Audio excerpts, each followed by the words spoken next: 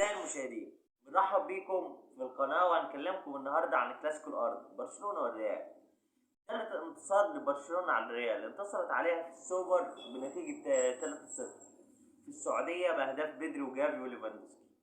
انتصرت عليها مرة تانية 1-0 عن طريق كيسيه في نصف نهائي كأس الملك.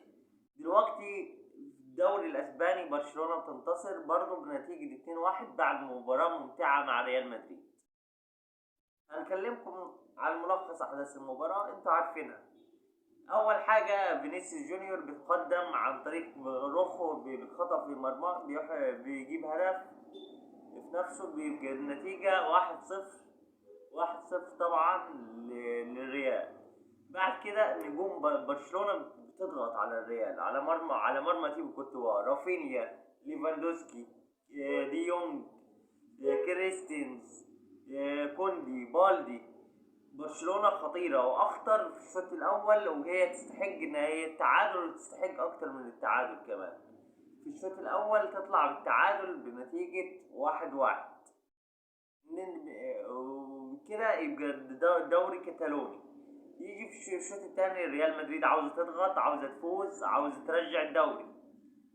فتيجي الريال عن طريق فينيسيوس جونيور، رودريجو، بنزيما بتحاول التعديل لكنها تفشل.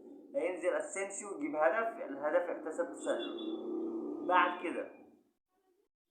كده برشلونة بتعمل هجمات خطرة على المرمى عن طريق رافينيا وليفاندوسكي. رافينيا يدي كرة بالليفاندوسكي، ليفاندوسكي يعمل كعب عالمي، كيسيه وراه جاي من وراه من نص الملعب جاي مهاجم، يروح يخلص الكورة وتخلص المباراة بفوز البارسا نتيجة 2-1 عشان تتصدر برشلونة. ده جدول ترتيب الدوري الأسباني بفارق 12 نقطة عن الغريم التقليدي الملكي ريال مدريد. يبقى الصدارة برشلونية بصالح برشلونة بس بفارق 12 نقطة عن ريال مدريد. والدوري كتالوني كتالوني كتالوني، فيسكا بارسا، دوري برشلونة. شكرا.